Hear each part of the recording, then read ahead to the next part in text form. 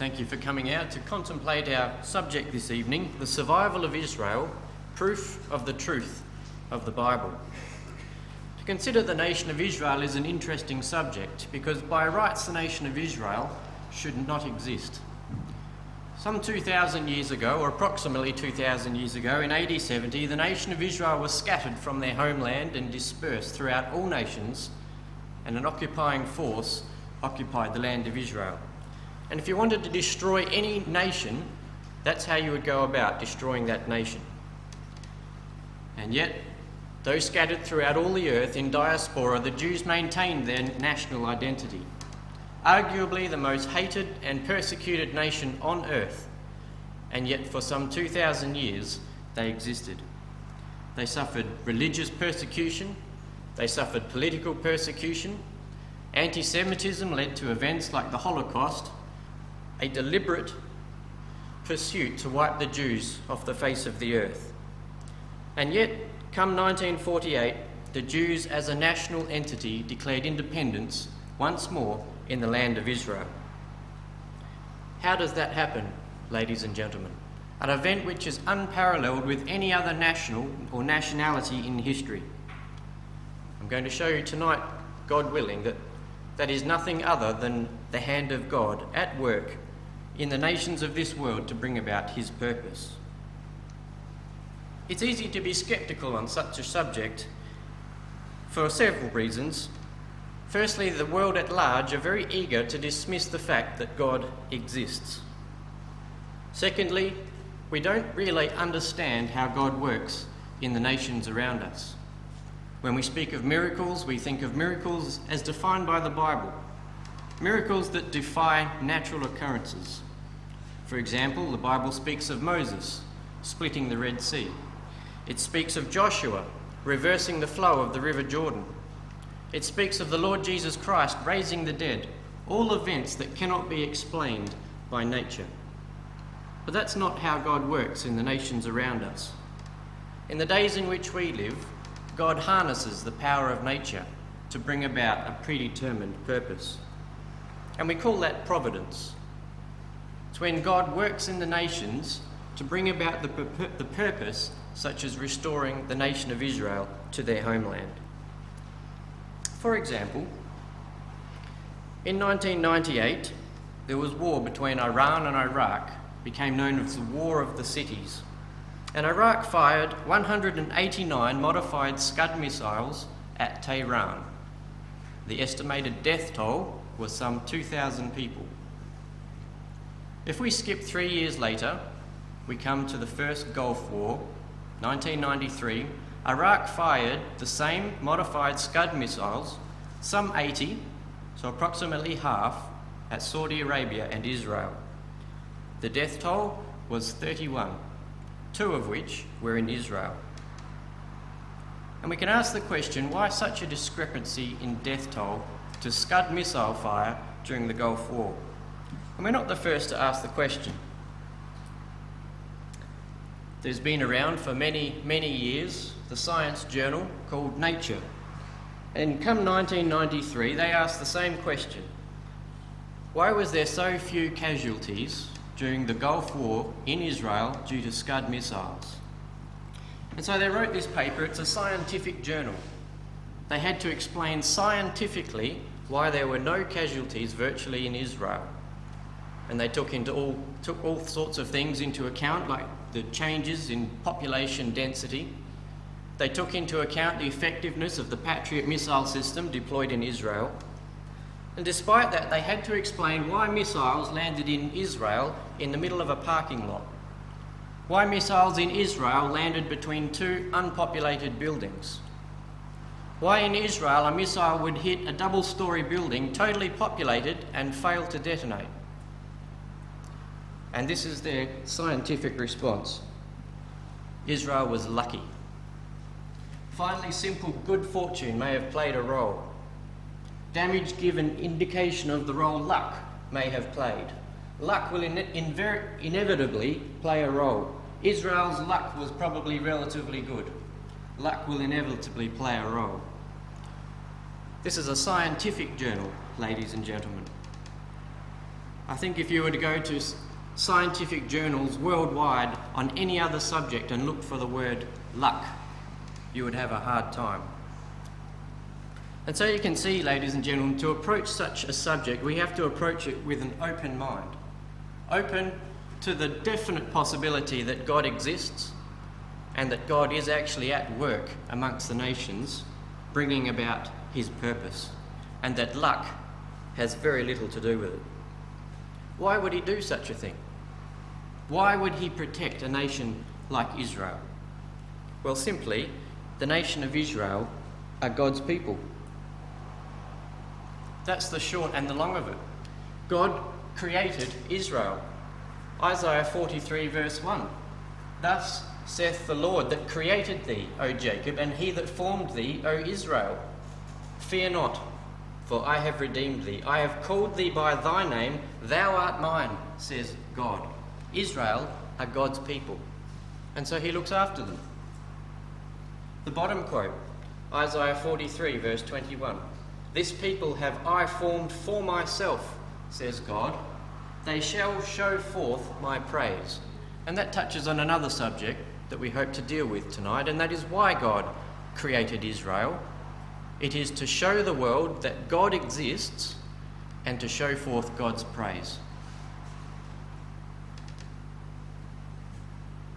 See, it's not coincidence that we're talking about Israel as a witness for God, because God has expressly told us that we should tell the world that Israel's existence is a witness to his existence. Isaiah 43. O Israel, fear not. Ye are my witness, says the Lord. You are proof that I exist. And my servant whom I have chosen, that ye may know and believe me, and understand that I am he. I, even I, am the Lord, and beside me there is no Saviour. Therefore ye are my witness, saith the Lord, that I am God. There's a purpose between God creating the nation of Israel. It is to teach the world, among other things, that he is God. Isaiah 44 and verse 8. Fear ye not, neither be afraid. Have not I told thee from that time, and have declared it?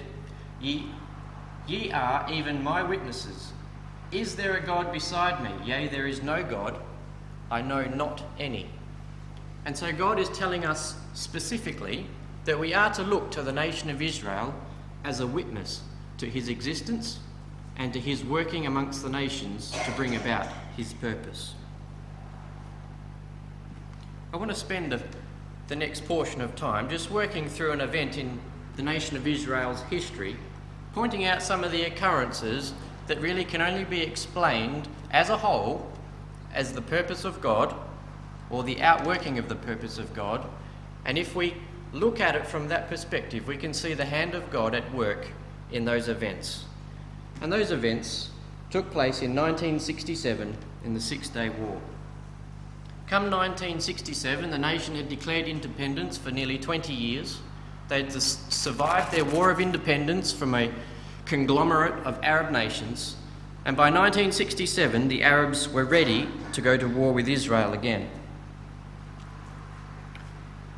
As the overhead says, on May 15, Israel's Independence Day, Egyptian troops began moving into the Sinai and massing near the Israeli border. By May 18, Syrian troops were prepared for battle along the Golan Heights. We have to not underestimate the situation that Israel was facing in 1967 in the Six-Day War. They were relatively few in number. They had Egypt and Egypt's army to the south.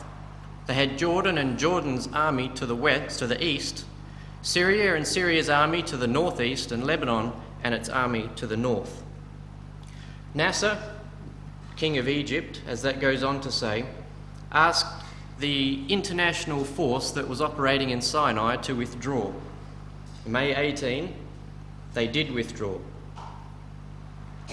And as the Arab radio station proclaimed on May 18, 1967, as of today, there no longer exists an international emergency force to protect Israel. We shall exercise patience no more. We shall not complain any more to the UN about Israel. The sole method we shall apply against Israel is total war, which will result in the extermination of Zionist existence. See, their intentions are quite clear, as we can see in bold. An enthusiastic echo was heard May 20 from Syrian Defence Ministry. Our forces are now entirely ready not only to repulse the aggression, but to initiate the act of liberation itself, to explode the Zionist presence in the Arab homeland. Down the bottom, the time has come to enter into a battle of annihilation. They were perfectly clear that their intention as a conglomerate of Arab nations was the destruction of the nation of Israel. May 28, Egypt closed the Straits of Tiran. May 22, Egypt closed the Straits of Tiran to all Israeli shipping and all ships bound for Eilat. This blockade cut off Israel's only supply route with Asia and stopped the oil flow from its main supplier, Iran. As you can imagine, the nation of Israel and its public began to panic. They were completely outnumbered. People were talking about the imminent destruction of the state of Israel, of a war in which there'll be an enormous number of casualties, at least 10,000 will be killed, says a general of the Israeli Defense Force. Rabbis in Jerusalem anticipated so many deaths they actually designated all of the public parks in Jerusalem as cemeteries. Just before the war, the joke in Israel was, last one's out, turn off the lights. But this black humour didn't mask the fear that many Israelis genuinely anticipated a catastrophe. Israel found itself outnumbered and outgunned on three fronts: Egypt to the south, Jordan to the west, Syria to the north. The Soviets had poured $2 billion worth of arms into the Arab nations. Israel's enemies brought twice as many soldiers, 3 times as many tanks, 4 times as many aeroplanes to the battlefield. And so there was panic throughout the nation of Israel, which is understandable. Amidst such panic, there was one Israeli newspaper that ran this headline: "God is watching over the Holy Land and salvation is near." That's fairly close to the truth, ladies and gentlemen, because God was watching over the Holy Land and salvation was near. And we know he spoke the truth because his words were not his words, but they came out of the Bible. To read in Jeremiah 30, verse 16, "All who devour Israel shall be devoured. All of your foes, every one of them, shall go into captivity. Those who plunder you shall be plundered, and all who prey on you I will make a prey. For I will restore health to you, and your wounds will I heal, declares the Lord, because they have called you an outcast. It is Zion for whom no one cares." You know, the Bible uses one of its most powerful analogies concerning the nation of Israel. It uses the analogy of an eye. You know, the body goes to great lengths to protect its eye. The instinct to protect one's eyeball is one of the fastest and violent reactions known to the human body. And that's how God describes his relationship with his chosen people, Israel. "For thus saith the Lord of hosts, after the glory he sent me to the nations which wasted you, for he that toucheth you, Israel, touches the apple of his eye. For behold, I will shake my hand upon them, and they shall be a spoil to their servants." And it's a warning to the nations that if they touch Israel, they will be fighting against God himself. And those words from Zechariah chapter 2 speak and somewhat explain the incidents that unfolded in what became known as the 6-day war. And so on the first day of the war, Israel actually conducted a preemptive strike against Egypt. By 7:30 a.m, 200 Israeli Air Force planes were in the air heading towards Egyptian air bases. Though flying very low so as to not be detected by the scores of Arab radar sites, a Jordanian radar facility detected an unusually large number of aircraft heading towards the sea. The officer on duty immediately sent a message, Inab, the code word for war, to Jordan military headquarters in Amman. The message was encoded and passed on to Egypt's defence ministry in Cairo. Miraculously, however, the Egyptian coding frequency had been changed the previous day and the Jordanians had not been updated. Coincidence? Maybe, but more likely the hand of God looking after his people. On the same event, that morning, with the element of surprise in their favour, the Israeli Air Force obliterated 6 Egyptian airfields, 2 in Egypt proper and 4 in Sinai Desert, destroying 204 Egyptians' planes, half of their air force. Though Egypt had sufficient anti-aircraft ammunition to destroy all the attacking Israeli planes, miraculously no order was given for those missiles to be launched. As it goes on to say, total air superiority was achieved by Israel on that day. You know, such events were not limited just to the southern front of the Six-Day War. But on the eastern front also, they had Jordan in the we're still in the Sinai Peninsula. You know, it talks about the troops of Egypt running for fear of the Israeli army. But when we contemplate the number of troops that the Israelis actually had in their possession, one has to wonder what was actually going on. We have there the account of Israeli troops pressing on into the Sinai and capturing Egyptian outposts, and of Egypt abandoning their suppliers and making a run for it.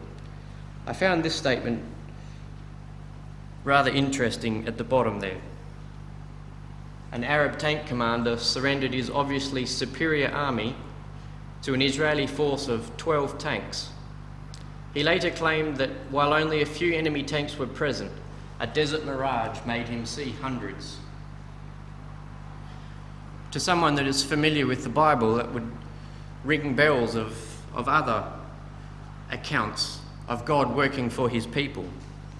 One that comes to mind is found in 2 Kings chapter 6, when the servant of the man of God was risen early and gone forth.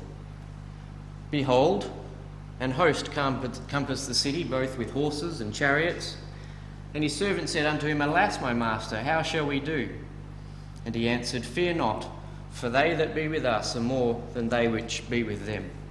And Elisha prayed and said, Lord, I pray thee, open his eyes that he may see. And the Lord opened the eyes of the young man, and he saw, and behold, the mountains was full of horses and chariots and fire round about Elisha. What's to say that the events that are recorded in Scripture in 2 Kings could not have taken place on the Sinai Desert, when God was once more helping out his people against those that touched the apple of his eye? So an interesting account of a tank commander who saw a mirage of many thousands of tanks. And as I said earlier, these events were not limited to the southern front, but also on the West Bank, facing the Jordanian forces. We get accounts of the Jordanian forces just surrendering for no particular reason. We have this account here that Israel is prepared for a bloody and long battle when approaching Shechem. The city is heavily guarded and filled with tens of thousands of inhabitants, all prepared to fight occupation. According to Colonel Uri Banari, the army is very surprised when instead they walked into the city unharassed. At the entrance to Shechem stood thousands of Arabs who waved white handkerchiefs and clapped their hands. In our naivety, we returned greetings and smiles.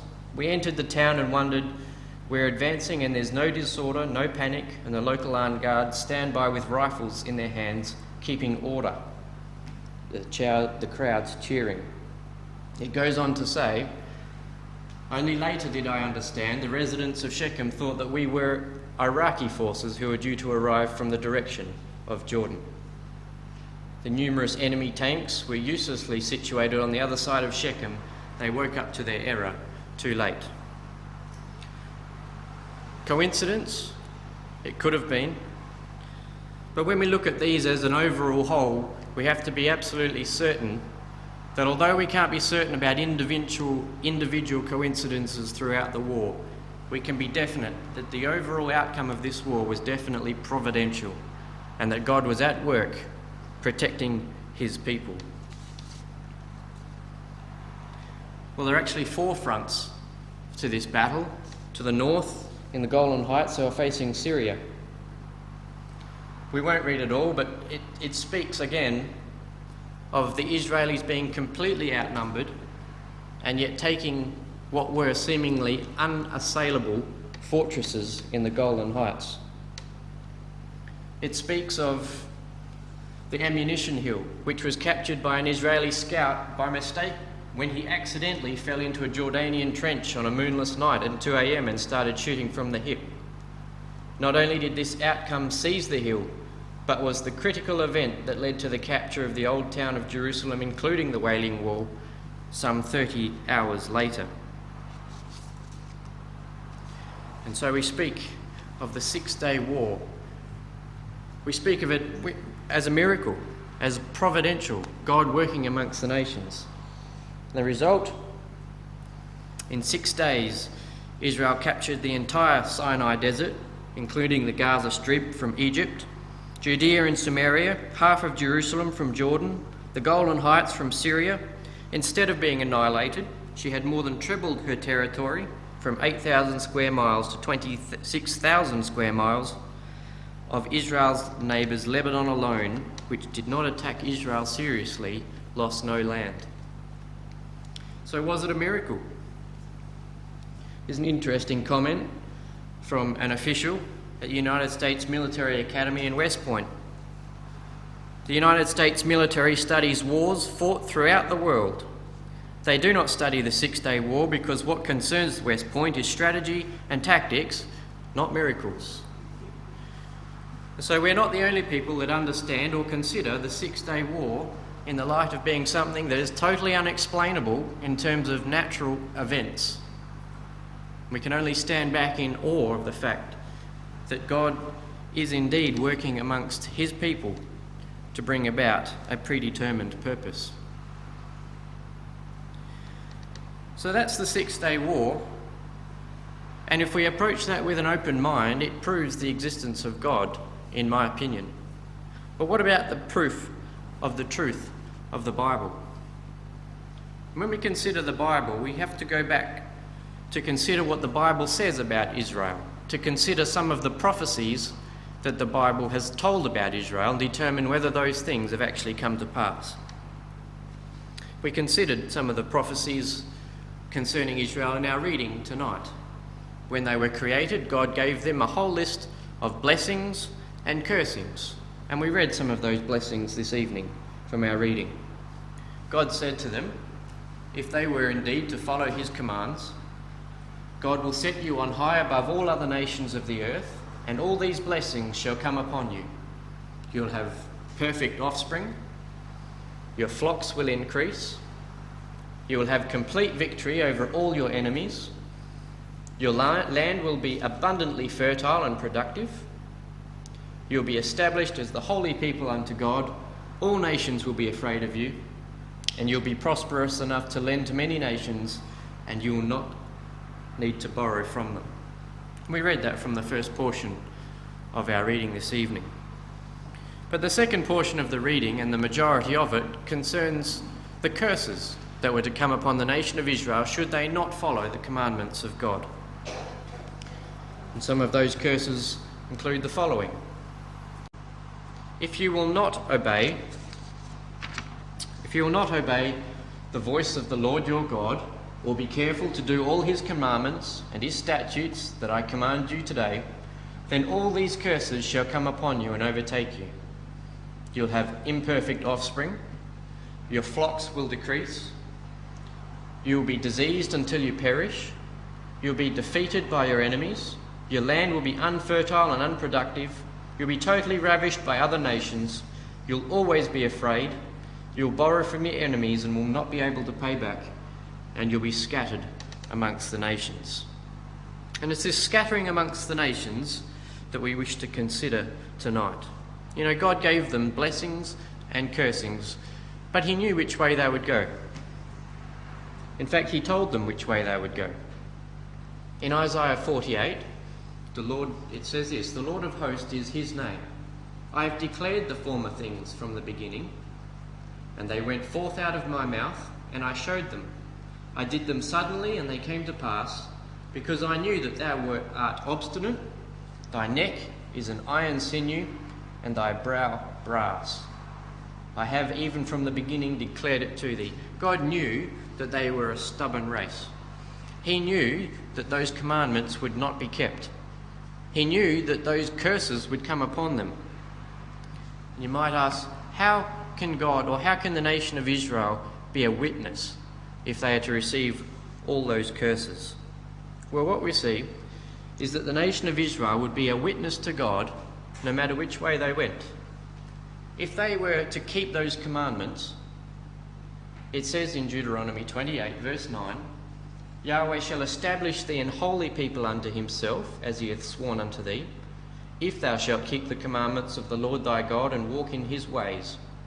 And all the people of the earth shall see that thou art called by the name of the Lord." See, all the people of the earth shall see. That would be Israel being a witness to the existence of God if they kept his commandments. If not, all nations of the earth shall say, "Wherefore hath Yahweh or the Lord done thus unto this land?" So either way, the nation of Israel was going to be a witness unto the existence of God. And so, unfortunately, as it happened, the curses were fulfilled. And in detail, this is the curse of them being scattered. "The Lord shall scatter thee among all people, from one end of the earth even unto the other, and there thou shalt serve other gods, which neither thou nor thy fathers have known, even wood and stone. And among these nations shalt thou find no ease, neither shall the sole of thy foot have rest, but Yahweh shall give thee there a trembling heart and failing of eyes and sorrow of mind, and thy life shall hang in doubt before thee, and thou shalt fear day and night, and shalt have none assurance of thy life."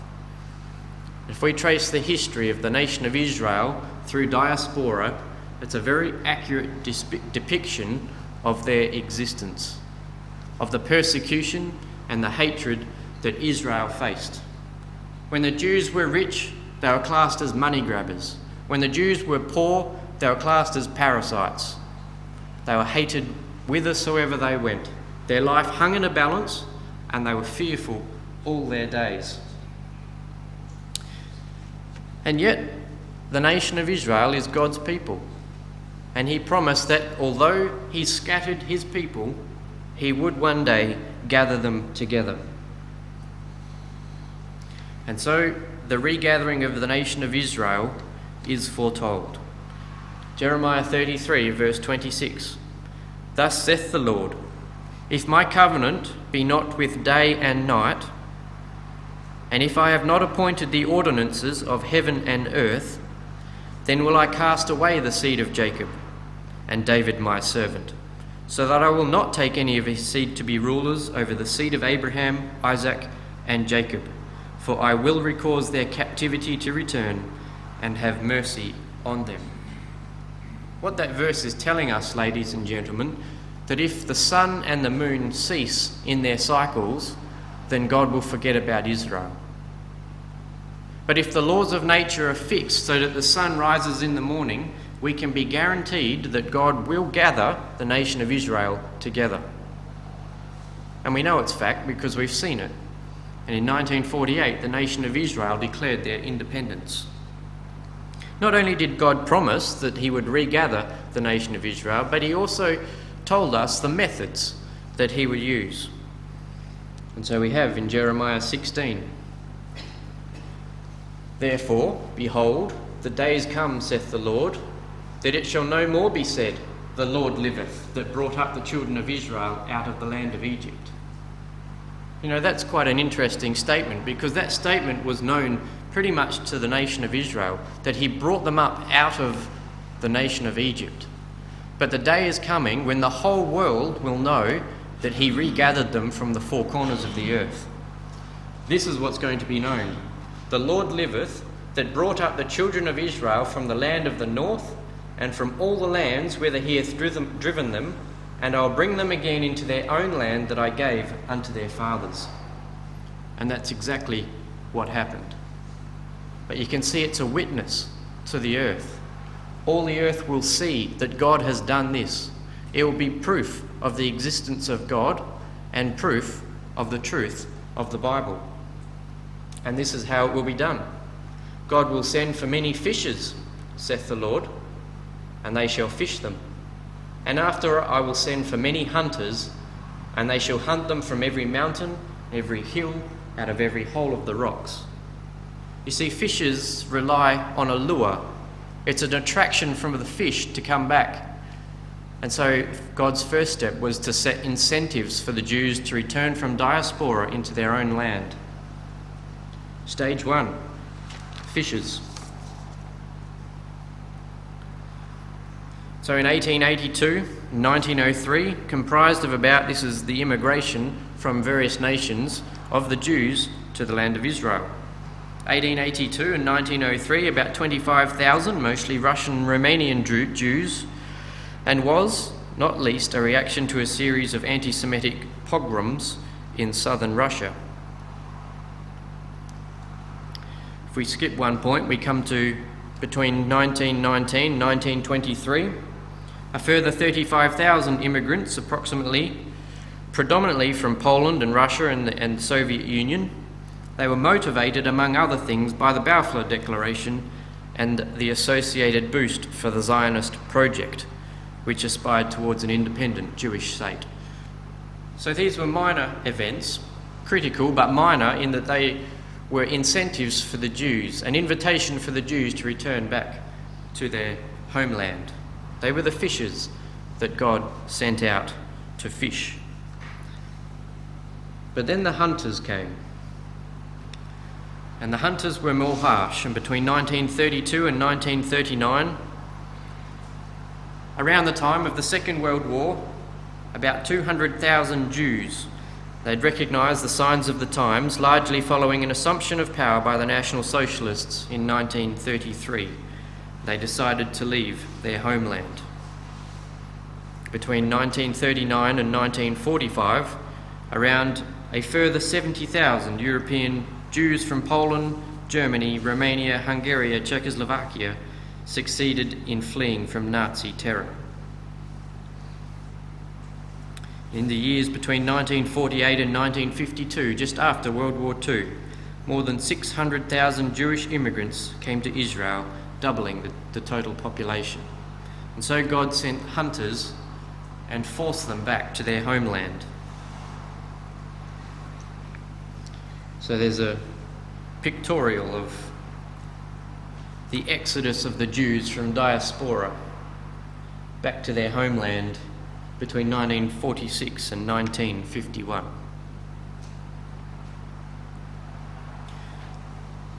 And so God gathered Israel. Ezekiel 36, verse 36. Then the nations that are left all around you shall know that I am the Lord. I have rebuilt the ruined places and replanted that which was desolate.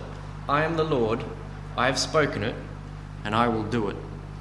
And so the world at large should be able to see that what God has done with the nation of Israel, that he's replanted them in their original homeland, that he built up what had fallen down, that he replanted that which was plucked up, and they should conclude the following, that God exists.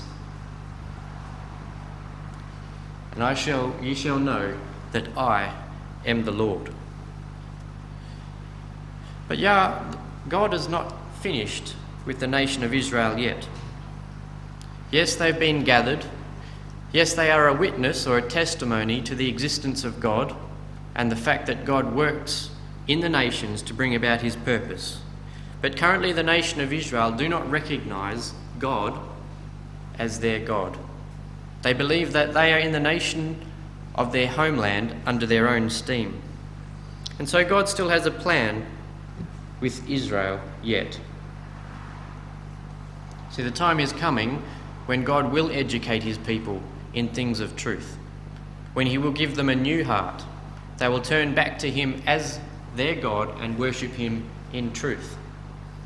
I will make a covenant of peace with them.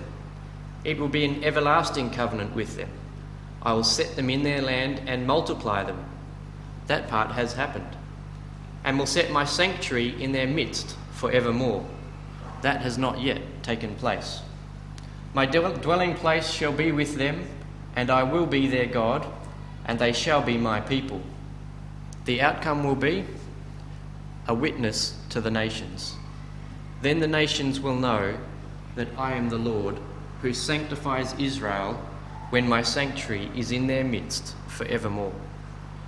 And so we can look at the nation of Israel presently. We can see the work of God, and we can recognise it as a witness to his existence. And in the future, when God has completed his plan and purpose with Israel, we'll see again that God exists and that he has wrought his purpose through the nation of Israel. God has a plan and a purpose with Israel. He has a plan and a purpose with mankind in general, and he has a plan and a purpose for you and I, should we desire to be part of that plan and purpose. We've seen that God absolutely has the power to work through natural means to bring about that purpose. Let us look into those things while we still have time to do so. Thank you for your attention.